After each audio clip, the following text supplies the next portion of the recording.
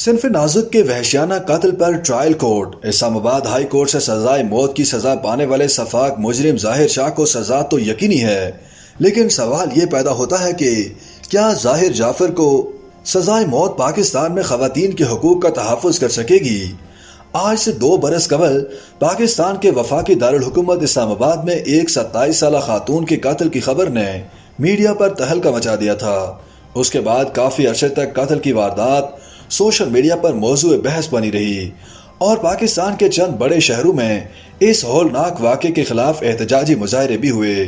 یہ خاتون پاکستان کے سابق سفیر شوکت مقدم کی بیٹی نور مقدم تھیں۔ نور مقدم کو 20 جولائی 2021 کو اسلام آباد کے سیکٹر F74 کے ایک گھر میں ظاہر جعفر نامی شخص نے بے دردی سے قتل کر دیا تھا۔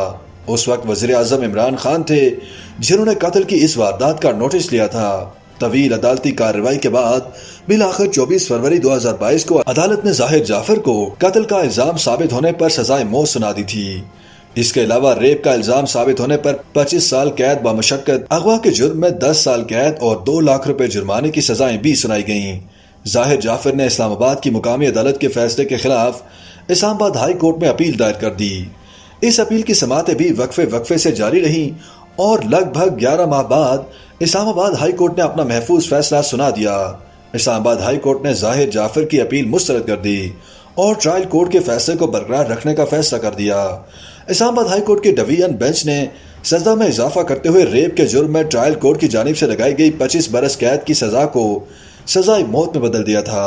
اسلام آباد ہائی کورٹ کے فیصلے کے بعد ظاہر جعفر نے 16 اپریل 2021 کو سپریم کورٹ میں اپیل دائر کی اور اب یہ کیس سپریم کورٹ میں بھی چل رہا ہے۔ نور مقدم کے ساتھ جنسی زیادتی اور ان کے قتل کے بعد سول سوسائٹی اور حکومت کے محکمے غیر معمولی طور پر متحرک نظر آئے، لیکن وفاقی دارالحکومت میں اس کے بعد بھی خواتین کے ساتھ زیادتی کے واقعات مسلسل رپورٹ ہوتے رہے ہیں۔ رواں برس 21 فروری کو بھی اسلام آباد کے شالیمار پولیس اسٹیشن میں ایک ایسی FIR درج ہوئی تھی جس میں ایک لڑکی کو ملازمت کے بہانے بلا کر 2 افراد کی جانب سے ریپ کیے جانے کا واقعہ درج ہوا تھا۔ جب یہ سطور لکھی جا رہی ہیں، اس وقت اسلام آباد کے ایک اسکول کی طالبہ کے ساتھ اجتماعی زیادتی کی خبر سامنے آ رہی ہے۔ مقامی میڈیا کے مطابق پولیس کا دعویٰ ہے کہ انہوں نے اس واقعے میں ملوث 4 میں سے 3 ملزمان کو گرفتار کر لیا ہے۔ اسلام آباد کے تھانہ شہزاد ٹاؤن کے حدود میں ایک 8 سالہ بچی کے ساتھ 2 افراد کی جنسی زیادتی کا واقعہ بھی بدھ یعنی 19 مئی 2023 کو رپورٹ ہوا تھا۔ اس واقعے کا مقدمہ بھی تھانہ شہزاد ٹاؤن میں درج ہوا۔ انسانی حقوق کی سرگرم کارکن ڈاکٹر فرزانہ باری نے اردو نیوز کو بتایا کہ نچلی عدالتوں سے مجرم کے خلاف فیصلے آنا خوش آئند ہے، لیکن یہ فیصلے مؤثر مثال اس وقت بنیں گے جب مجرم کو باقاعدہ سزا دی جائے۔ فرزانہ باری پاکستان میں خواتین کے تحفظ سے متعلق بہت زیادہ پر امید نہیں ہیں۔